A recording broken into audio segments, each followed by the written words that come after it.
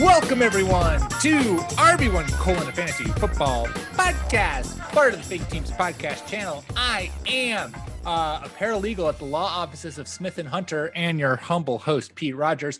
And I am joined this week by some of the guys.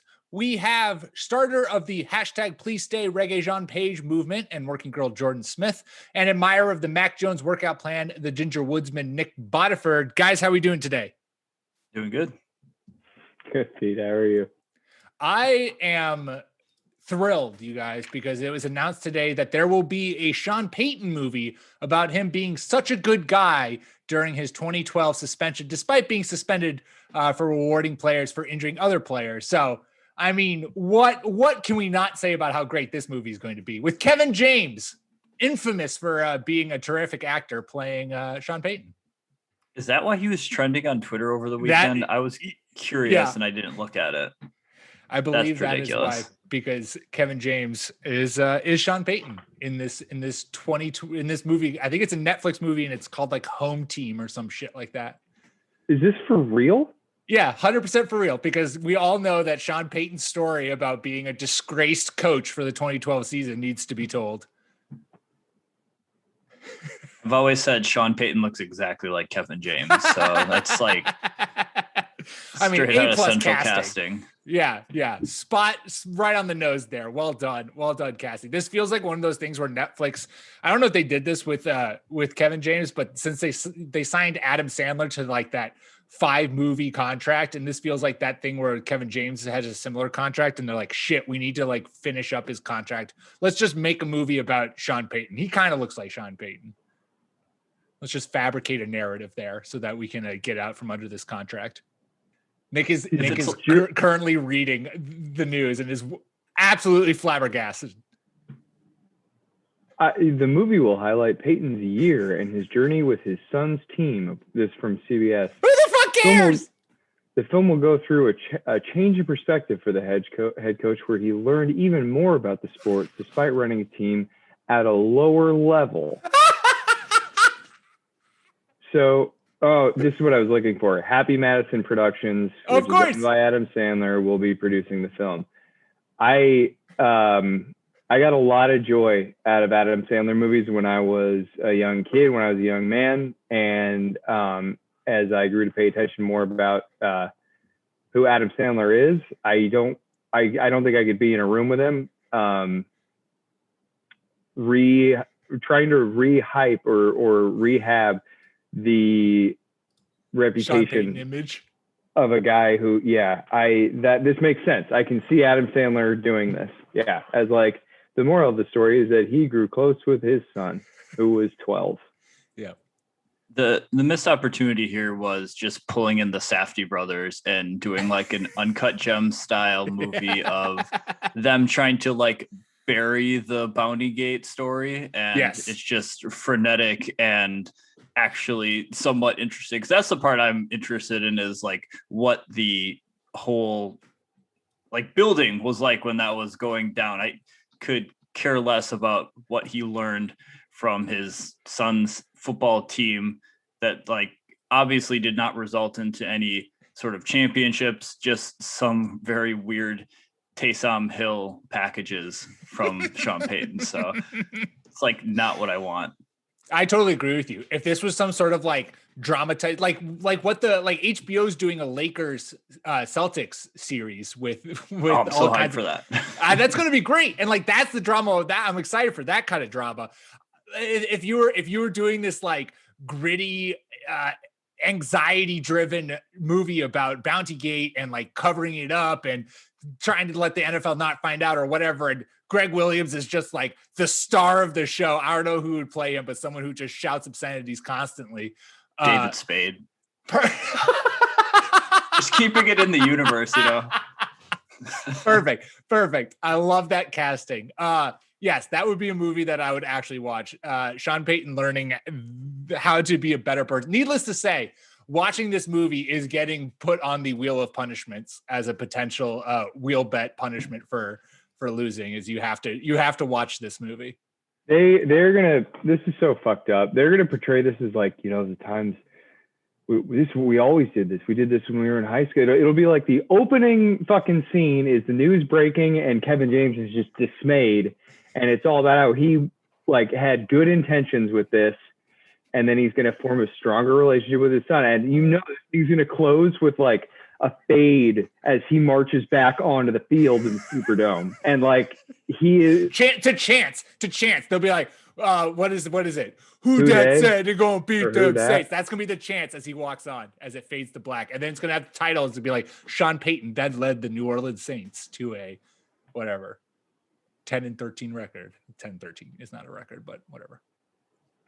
Anyways, well, now listeners don't need to watch the movie because we basically told you what happens, and you're welcome for that because we've saved you from wasting whatever 2 hours of your life on it. All right, let's get into the show. We got some NFL news to talk about, so let's start there. And let's start with the sad news for me today. Cue up our sad music as Julian Edelman announced his retirement from the NFL. He missed most of last year with a knee injury, and there were reports coming out of New England that even when he was still on the Patriots, that he likely wouldn't play most of 2021, that he was probably going to be off and on with his knees. The Patriots released him today after a failed physical, which was clearly leading to this retirement. Actually, they did that because under the CBA, he can get an extra $2 million. So Bill Belichick thinking of his players. As a Patriots fan myself, I want to quickly give a salute to Edelman, who is one of the toughest SOBs on the field. He was a QB turned wide receiver who started as a punt returner, even played corner for the Patriots for a real brief second, but ultimately became one of the best receivers in Patriots history, and as a special place in NFL history as with the second most catches and yards in NFL postseason, and one of the best catches in Super Bowl history, along with Super Bowl MVP against the Rams. It sucks to see Edelman's career cut a little short due to injury, but hoping the very best for you, Jules. Get healthy and enjoy retirement.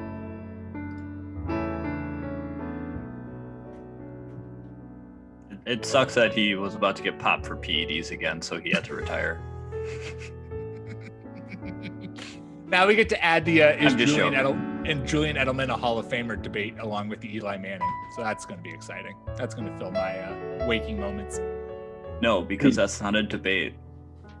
Well, neither is Eli Manning. Nick agrees. So there you go, Jules.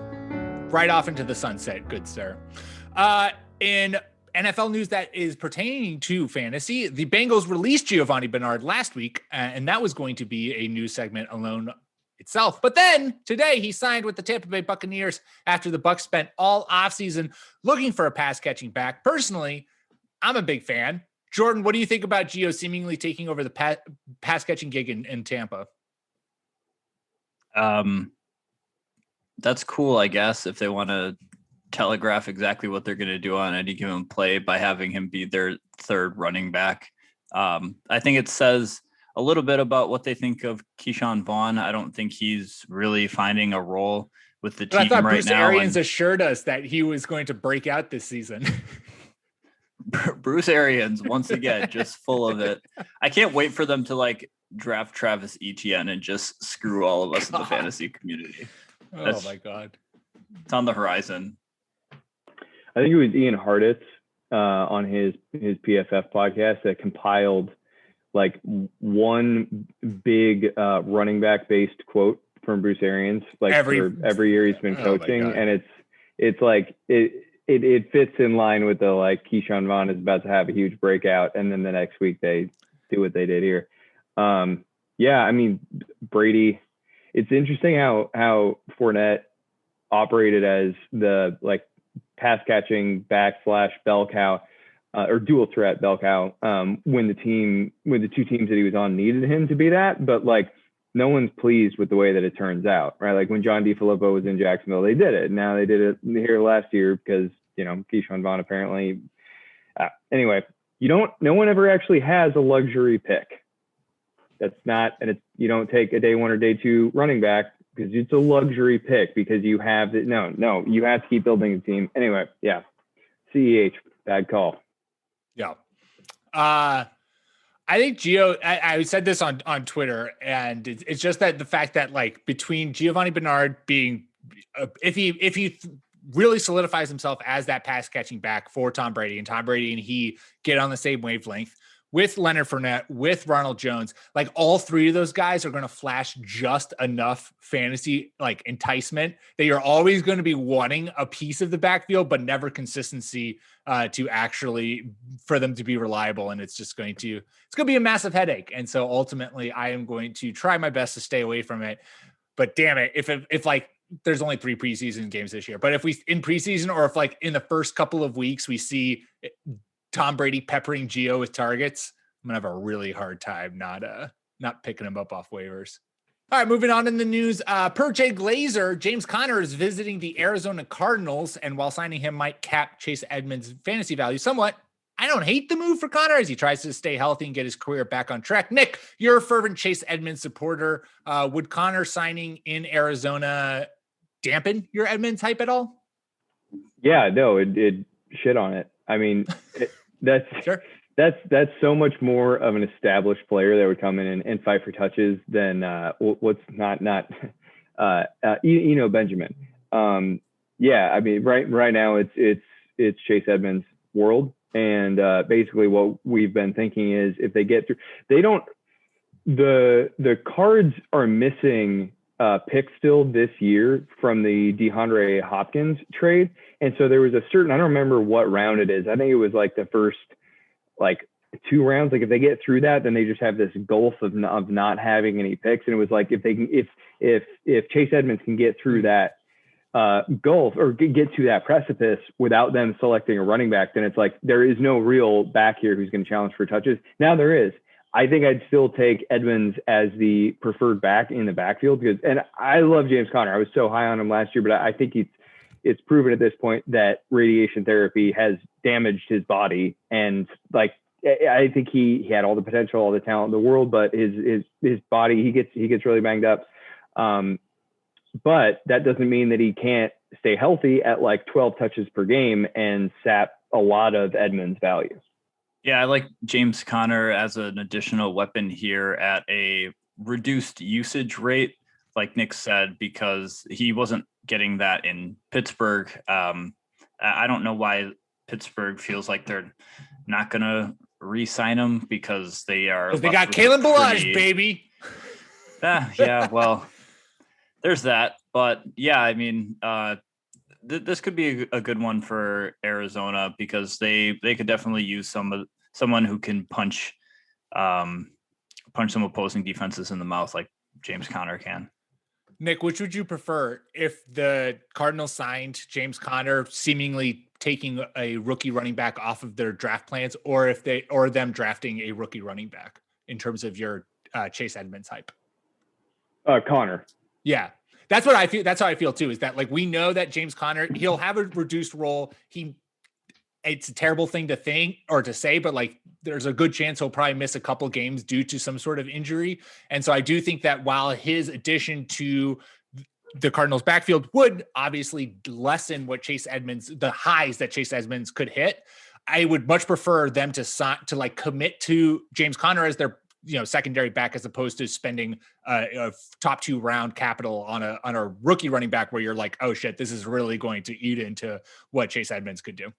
All right, finally in the news, Jerry Jones is, quote, infatuated with tight end / wide receiver / offensive weapon Kyle Pitts in the draft, which is a quasi area of need for the Cowboys. They could use a tight end.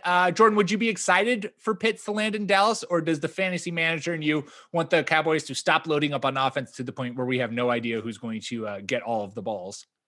I think that the Cowboys need some help in a lot of other areas for them to actually be a functional football team.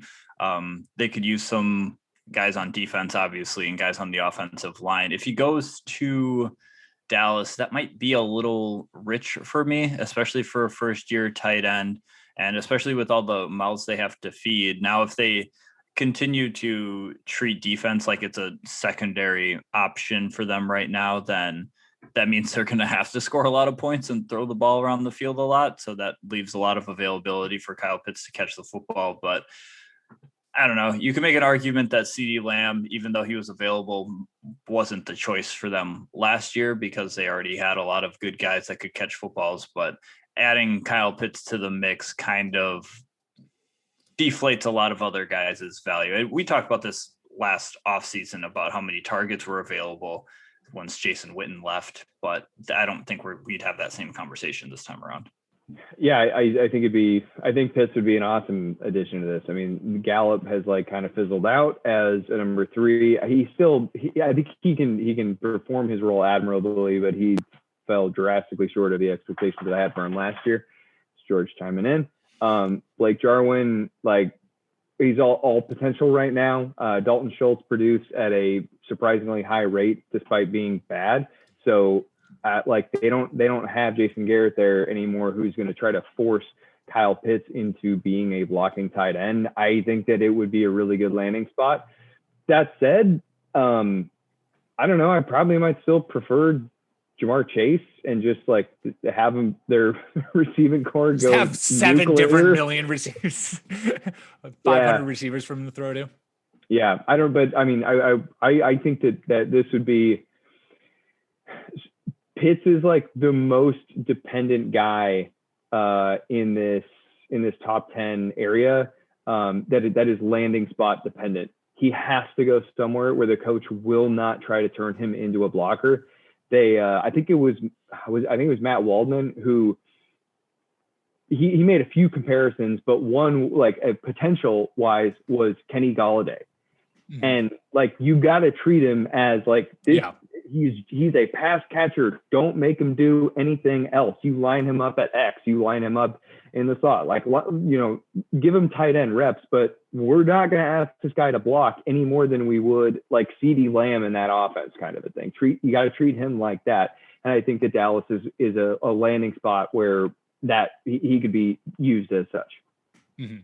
Yeah, I mean, he can block. Like, he's not like great at it, but he does show at least, you know, some excitement about it. I feel like he is very much the Travis Kelce mold, where the Chiefs move Travis Kelce all over the place, and they're not like Travis Kelce stay in line and block every day, you know, a whole bunch. Whereas George Kittle is like that. George Kittle loves blocking, and same with Gronk back in the day. So I think that there's certainly, I think you're right, Nick, that Kyle Pitts has so much talent, physically and just like also football wise. And we've seen that the tight end position is one where it does take a little bit of time for a player to like really kind of get into the swing of things. But Kyle Pitts is like not really a tight end. He's kind of that in between. And so if he goes to the right spot, he could be a guy who does immediately contribute, which is rare for the tight end, for the, you know, someone with that TE label in fantasy. So the right spot would be a great, you know, obviously would boost him a lot. Even if he doesn't go to the quote unquote right spot, I still think he's good enough that he's going to put together a really good career. It just might be more in the line of like what we've seen out of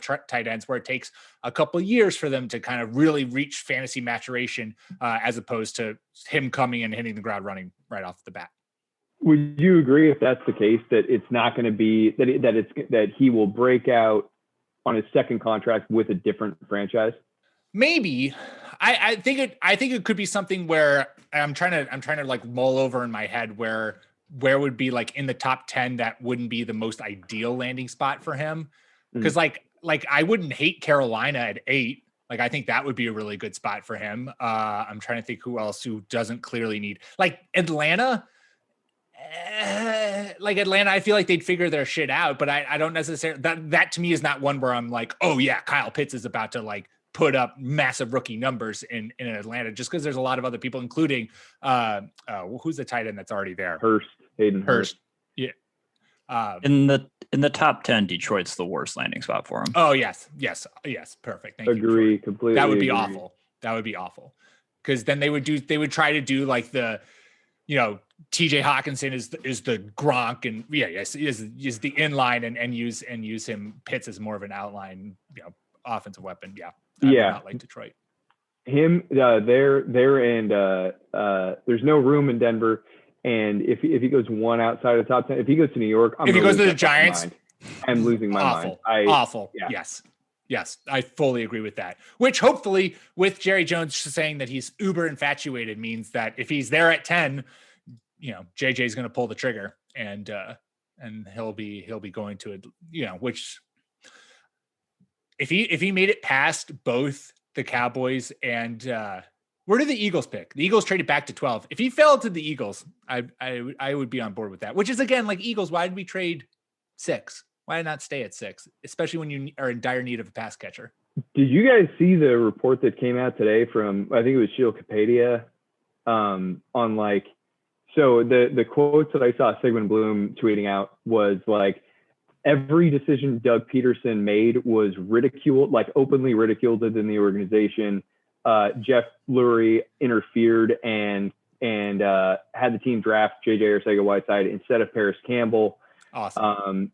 Jeff Lurie apparently Roseman is extremely paranoid about people leaking things to the press, and I think also it was Lurie, which we've kind of learned already, that he basically was like, no, get rid of Carson Wentz. I want Jalen Hurts to be the quarterback.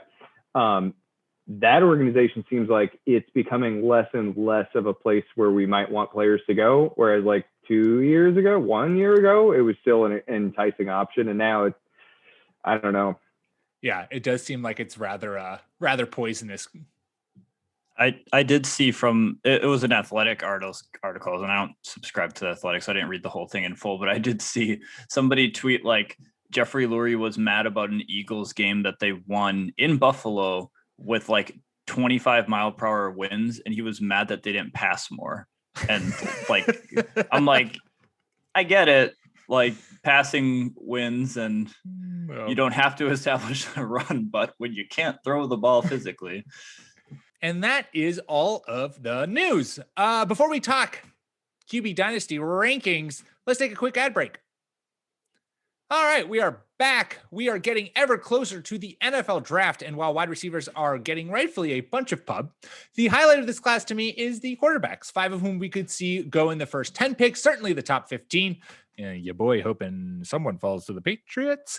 And with the 49ers trading up to pick number 3 and being closely tied to Mac Jones, and the Jets trading Sam Darnold and being closely tied to Sam Darnold 2.0, Zach Wilson, we might already know who the first 3 picks of the draft are and how they will play out. So Jordan has courageously offered up his QB Dynasty rankings as the meat of today's show. So we'll go through those and see who he ranked where for Dynasty. Jordan, give us your top 5 in whatever order you see fit. Yeah, if you're in Dynasty leagues with me right now, this is the part where you take your headphones off for a few minutes. Mute and turn off.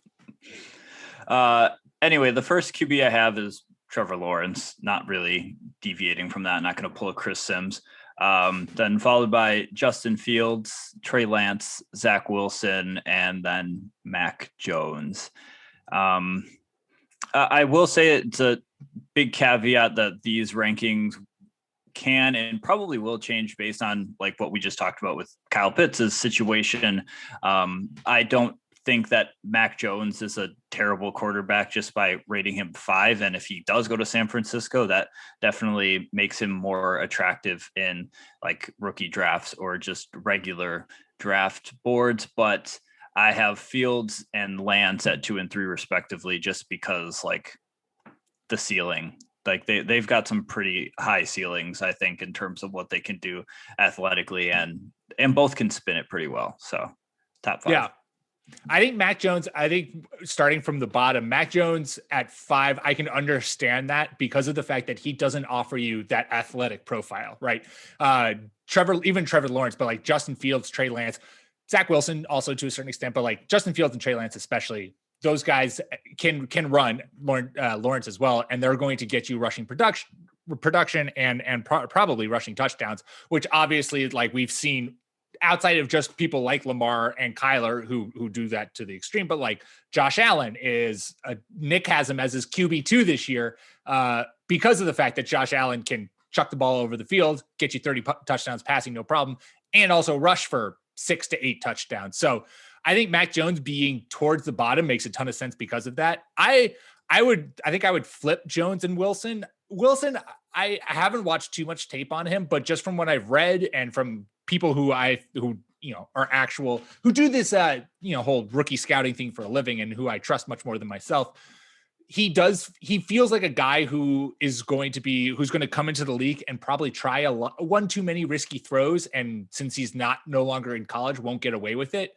And so I could see him as someone who the turnover numbers kind of constantly lessen and dampen what exactly he's going to, the highs that he's going to be able to reach. Whereas Mac Jones, like, if that is who the 49ers traded up for and are going to take at 3, they are doing that because Kyle Shanahan is going to put Mac Jones, will always have the right throw for Mac Jones to make and trusts Mac Jones to make that throw.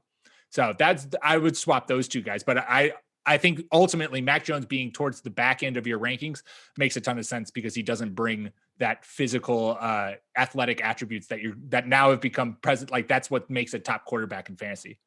Yeah, I think we should dive into the breakdowns because I think I'm in lockstep with Jordan on his top 5 here. Let's just continue with the conversation and start at 5 and kind of work our way towards Trevor Lawrence. Or we could just start at Trevor Lawrence and knock him out of the way because he's just – it's easy. Like, the Jaguars should let's just start there. Let's knock it out of the way real quick. Trevor Lawrence is a very talented quarterback. Obviously, we've been hearing about him for like 3 years now. He is a 6'6" quarterback who's not a statue and can run like a gazelle. His breakout age is just a hair under 20, so that's good for dynasty purposes if you like to look at breakout age from Player Profiler. And he can make all the throws. There's not a thing I don't trust that Trevor Lawrence can't do. He's going to, I think, come in and be a little bit better than Joe Burrow was last year, just based on his skill set. And even though he's in Jacksonville, I think he's going to be in a better situation than Burrow was last year with Cincinnati. Like, Cincinnati was like entirely devoid of talent, whereas Jacksonville at least has some guys. Yeah, I think he's the safest quarterback play here. I think that maybe the next guy we talk about is potentially the highest ceiling guy overall in terms of like playmaking ability, that kind of a thing. But I think that what Lawrence can do or what he appears to be able to do as a pure passer, who's not going to get like steamrolled by edge rushers. He's big and he can move a little bit. I think that we have a guy who could very reasonably like an 18-year starting quarterback in the NFL. He also feels like that rookie whereas other quarterbacks who I think we'll talk about on this list will be guys who come into a situation, and that situation, they will probably play maybe slightly a bit above their situation, but certainly their situation will have a big impact on how well they ultimately perform. Whereas like Trevor Lawrence, I think, is going to come into Jacksonville and be the tide that raises all ships. Like, we're going to see DJ Chark become back to more of what we saw in 2 years ago. Laviska Shenault is going to become more involved. Marvin Jones, we've talked about as a guy who could be a sneaky fancy guy, given that he's a big red zone target now, who I basically would assume they're going to use in that sense. That, like, of all of these 5 quarterbacks, Trevor Lawrence feels the most not reliant on situation, like the most scheme free, or there's an actual way to say it, but I'm not saying it. I think he's got the best chance at breaking the rookie passing touchdown record. I also wouldn't be surprised if he had a Peyton Manning like TD to interception ratio, which is like, I think it was like 26-25 in his first year, where he threw a ton of interceptions. And that's just more because like Fields is going to make plays by just breaking ankles on the ground, whereas Lawrence is going to continue to stay in the pocket. And that's why you draft him at number 1, but it's also going to come with the downside of like what he can't do as compared to some of the others. Let's move on to Fields then. Jordan, what had you put him at 2? I have Fields at 2 just because of his performance against really good college competition this past year. His breakout age is 20 and a half years old, so he's still pretty young there. And he's a big quarterback, and he's a quarterback that can run your mileage might vary with how these pro day 40s have gone, but he's in the range of 4.4, 4.5, 40 with a pretty solid 10-yard and 20-yard split. Like, he can actually get away from people, and like cornerbacks at the next level might not want to get in his way either. I think he's an excellent competitor. And if he goes to, now this is all pretty heavily situational dependent too. I think the 49ers should draft him at 3. If the Jets are tied to Zach Wilson, like the reports are saying, then I think that it would be most fun and most interesting for everybody if Kyle Shanahan got his hands on a non-Matt Ryan type quarterback. But even if he goes to Atlanta at 4, that's interesting to me. Detroit, I'm a little bit worried, not just because it's Detroit and that's scary for any rookie, but because he also wouldn't start. Like he would probably be benched until at least the bye week. Carolina, there's competition there. Denver would be fun if you made it all the way to 9, but I like Fields. I don't necessarily agree with some of the things that are being said about him in terms of processing and not being able to read. Smart minds have brought up that Fields was in an offense there that was slow developing. It took a while for the wide receivers to have their routes develop, and PFF has Justin Fields graded as the highest quarterback in this class when moving off of his first read. So it's not a processing thing. It is a race thing, that he's being judged differently than some of these other guys. So I still have him at 2. I think he's a gamer. Yeah, I agree with Nick too. What Nick had said when we were talking about Lawrence, Justin Fields to me seems like the guy who I think 2 is a totally valid spot for him. And I think that's probably ultimately where I would see him ending up, especially if he went to a team like Denver or God, my absolute dream is he falls to 15 or Belichick gets hyper aggressive and moves up for him. But like if he goes to a team where he's going to play, I think but he has the highest ceiling for me because of the fact that he can run the football, because of the fact that we saw with Jalen Hurts. Jalen Hurts came in and through his 4 games starting, like with teams without seeing video tape on him, he was able to take advantage both in the air and on the ground. If Justin Fields goes to a team that the Broncos are just ripe for it because they have tons of pass catches there, tons of weapons for him to utilize, and just a really good offense that he just could plug in there and play. 49ers obviously would be beautiful. So I think Justin Fields, for me, he is the guy I am most excited for fantasy wise among these rookie quarterbacks because of the fact that he just has this rushing upside and playmaking ability that has me very, very excited. And because there's a possibility he falls to the Patriots at 15 and we get him and then the dynasty is back on. So yeah, I think Fields is the highest upside. Actually, I think he's probably tied as being highest upside quarterback in the draft with the number 3 guy, and that's purely because of the way that he plays football. As Jordan mentioned, he has moves in the open field. He is very fast and he is big. He's 6'2", 227. I think was like his official. Right at 4'4". Yeah, he's bigger than a lot of running backs he's faster than most running backs who are that size. He's a very good passer. The knocks on him don't seem to be quite genuine. And a team that I'm really starting to hope that he lands at is Denver. I'm really encouraged by the fact that they have basically kicked John Elway to the curb. He's now is reported to be operating in a name-only capacity. He's basically being paid to shut up now and not interfere with football operations, what I think is really good for the team. I think I've also been a little too hard on Pat Shurmur. I still think he's a donkey, but the way that he likes to throw downfield, I think I should probably give him more credit for. And that pass catching core is friggin' so nice. Loaded. Yeah. We already know what we get with Drew Lock, I think, at this point, and I don't see why Fields couldn't come in and compete during training camp for him. Or win instantly. Yeah, well, sure. I think a real competition, not like they're going to duke it out and then he'll get a chance to steal during the season. I wouldn't, if they're actually taking Elway's sway out of the equation, then I think that Justin Fields would have a real shot at being the starting quarterback in week 1. And that would make me feel very good about drafting Broncos wide receivers. point about just the way that the first two picks in the draft are unfolding. Mike LaFleur and Robert Saleh they're months removed from being under San Francisco's employ. If we are talking, if it is totally out of the question that Justin Fields is not going to be drafted at number 2, I don't know why we aren't more comfortable with the idea that the guy who just taught them how to be coaches also is not interested in Justin Fields at number 3. I don't agree with that. I think that Fields should be the second quarterback off of the board. But I mean, just from a process standpoint, it makes sense that they wanted that Zach Wilson and Mac Jones would be the top, would be picks number 2 and 3. And so that suddenly opens the possibility that Fields is going to fall.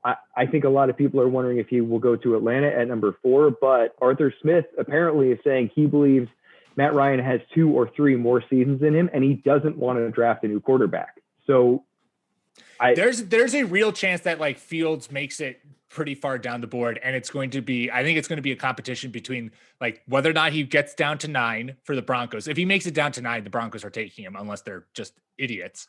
But I think once if he makes it down to 8 for Detroit, I would like to think in my head that that's a spot where Belichick calls good old friends in Detroit and says, "Hey, let's make a deal and move up there." Who is Belichick's friend in Detroit? Isn't what's his name still there? Or Nick Caserio? Nick Caserio, I guess, is in Houston now, isn't he? Yeah, and Patricia's out of there. Yeah, Patricia's gone. Who is biter? Dan Campbell. Yeah. Well, Belichick doesn't have any more friends. Never mind. Terrible idea. Dan Campbell, portrayed by Rob Schneider in the Sean Payton movie.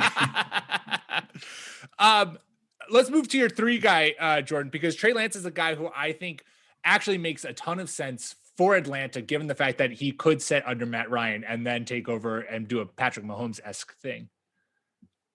Yeah, I guess to add to the discourse here on whether Atlanta wants to draft a quarterback or not, I think it's kind of a foregone conclusion that the first 3 picks are going to be quarterback. And if Atlanta says no, then on a quarterback, I think that you'll have other teams that are likely going to jump up and try to get in front of Detroit. I think everybody should just help us with our fantasy QBs and get in front of Detroit so they don't draft one of the good ones. Trey Lance, there's not a lot of numbers on him from an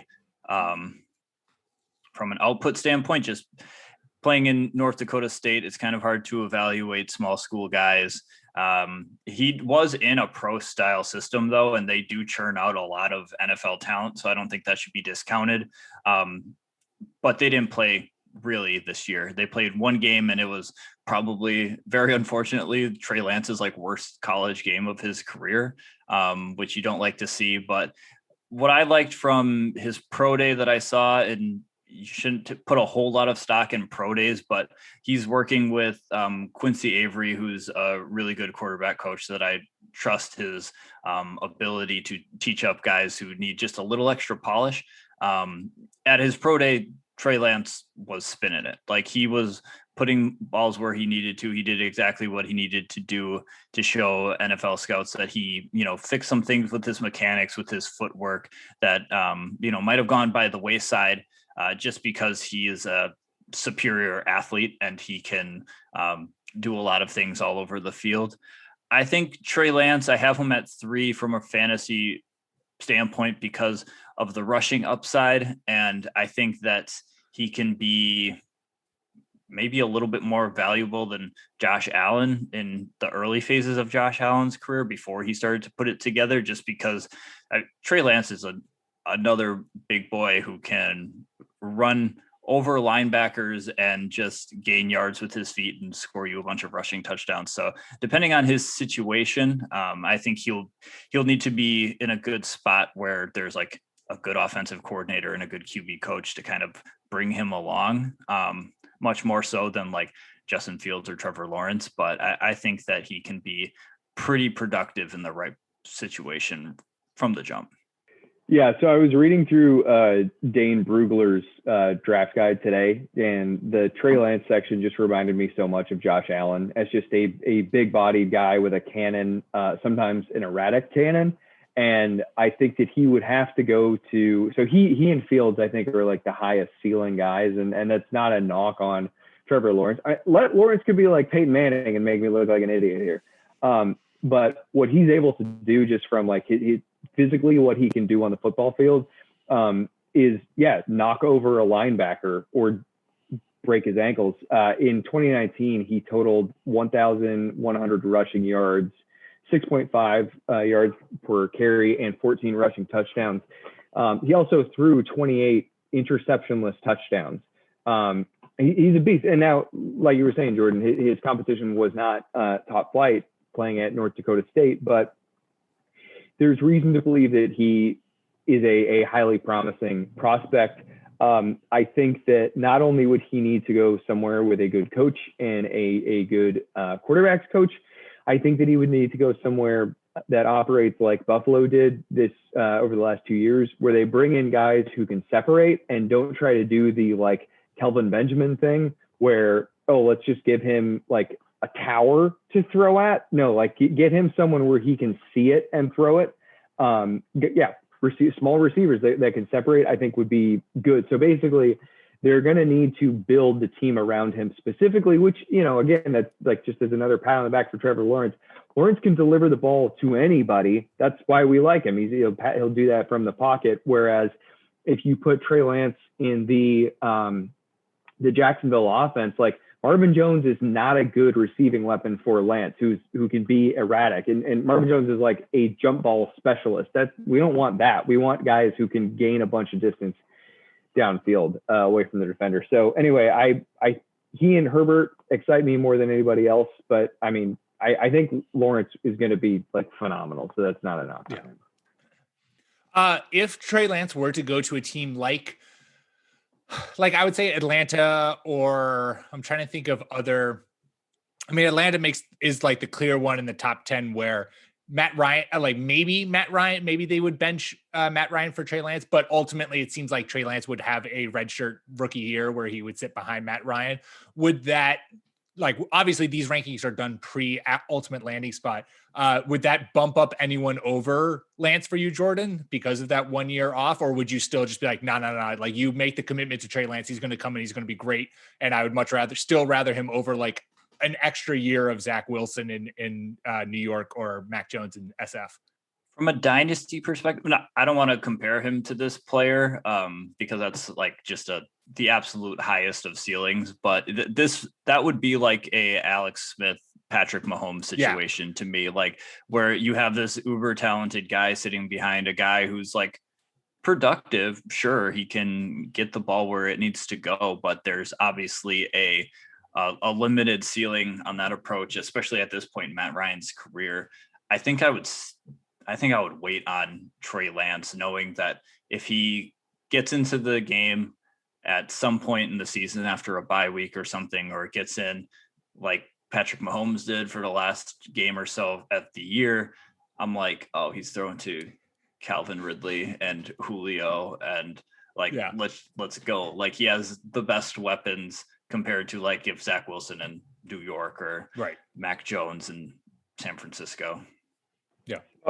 I think I probably differ from you guys on this a little bit. I don't think if Trey Lance were to go to Atlanta and he gets in this year for Matt Ryan, that means something went very wrong with the coaching staff. As I just said, like Arthur Smith was excited to come to Atlanta for Matt Ryan. So then he like lost some sort of power struggle, and that's not good for, unless Ryan not good for the early head coach tenure to be like, oh, I've already lost in the power struggle. Right. Yeah. So that like this scenario, I don't think is going to unfold so smoothly where it's this like Alex Smith, Patrick Mahomes comp thing. Like I don't think I'm on board with that. Yeah. And I would like to see, I mean, like you guys said, like Ridley and Julio, that's phenomenal now. Julio, though, he might have a pretty sharp drop off. Yeah, he might be a guy who goes a la Calvin Johnson, where retires sooner than you would expect. just because of the physical toll. I already said my piece between Zach Wilson and Mac Jones at 4 and 5. Nick, do you have anything to add at the bottom of the dynasty rankings? I mean, not a whole lot to add for Zach Wilson. I think he's just another like kind of decently mobile, but mostly pocket passing kind of guy. It just seems to me so funny that the Jets are moving from Sam Darnold to maybe a slightly better Sam Darnold. Like it's a really similar. It's a good comparison. I guess I can get it. Like, I mean, it's your guy. Which from a process perspective, if what they want is someone who's just going to like, they're playing quarterback, so to speak, like the coaching staff is like, they're telling him what to do and he's just gonna do it, then okay, great. But I don't understand why you wouldn't want to just be like, hey, Mr. Justin Fields, will you mostly listen to us? And then if the play breaks down, do something amazing. Like, I don't know, do that instead. Hey, that Mr. Justin Fields. Hey, sir, please. Mac Jones, I've brought it up again and again. Like he was dreadfully out of shape playing for the best team in the nation. If that wasn't enough motivation for him to take football seriously, I don't know what is. And the guy got like a Dewey when he was a redshirt player, and he got popped for having a fake driver's license, like in the process. Like, are you kidding? If there's someone who has commitment questions and off-field, like, serious, does this guy love football, which is something that I personally don't care about on a player's perspective. You do or don't love football, I don't care. Get paid, screw the NFL. But like, if you're drafting him at 3, I don't know. I don't like it. Now that said, if Mac Jones goes to San Francisco, do I want him? Would I draft him like this year late? Yeah. Next year, definitely. Because if it works, he's extremely high floor, and he's going to have monster performances buoyed by like Deebo Samuel, Ayuk, and Kittle. Yeah. Jordan, give us the last word on your rankings. I have Zach Wilson at 4. I think if like Trey Lance goes to Detroit or a team that I don't like the situation, then I can bump Zach Wilson above Trey to number 3. I'm worried about the Jets still. I know they've hired a new coaching staff, which sounds really promising, but I'm still just a little bit worried because they are the Jets. Zach Wilson is a little bit undersized. He did play behind like 5 absolute bouncers at BYU against lesser competition. Like, nobody was getting in the club past those bouncers. They were phenomenal in pass protection, and he was still like doing some weird things in the pocket, making throws more difficult than he had to. So that, like, I don't know, him progressing through his reads should be a little bit more under the microscope than I think Justin Fields. And Zach Wilson, I think his floor could end up being Johnny Manziel, but I think his ceiling might be up past Baker Mayfield, just in like if we're going to have a gunslinger who's going to go back there and do some crazy shit, like, that's going to be our guy. And we touched on this before. Zach Wilson he could throw a lot of touchdowns. He could rush for some, but I think in his first year or two, he's probably going to throw some to the other team. Mac Jones, I don't have much more to say about Mac Jones other than if he goes to San Francisco, then that's good for him. I forgot to mention Zach Wilson's breakout age is 19.1, which is kind of sexy. Mac Jones's, however, is 22, which is not what you want. He's just, I don't know. He played behind a good offensive line too, and had the best weapons of the country. He benefited a lot from being in Alabama's system. Anybody who's saying, when has Ohio State produced an elite quarterback? When has Alabama produced an elite quarterback who's not Joe Namath?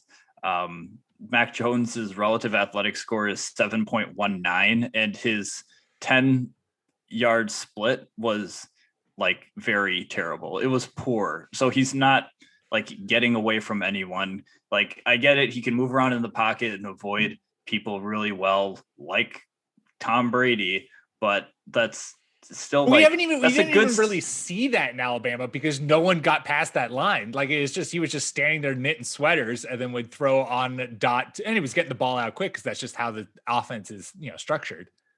I mean, that's a good skill to have for a running back or for a quarterback 15 years ago, but for my fantasy running backs, I want them to get like at least 600 rushing yards, maybe. If I want them to be like the top tier of quarterbacks. I don't think Mac Jones is going to get there. I think he'll be a steady, like maybe slip under the top 20 in fantasy, like get into the 17 range, QB 17, but I don't think he blows the doors off of anything else. All right, well, that is all we have for you on today's show. Make sure you subscribe to the Fake Teams podcast, wherever you get your podcasts, iTunes, Spotify, Stitcher. That's how you'll not only get us, but also our fantasy baseball and fantasy basketball shows. Make sure you follow us on Twitter at RB1 Podcast. You can follow myself at Pete M. Rogers. Follow Jordan at Jordan_Smith27 and Nick at Ginger__Nick without a K. We will be back at you next week. Until then, peace.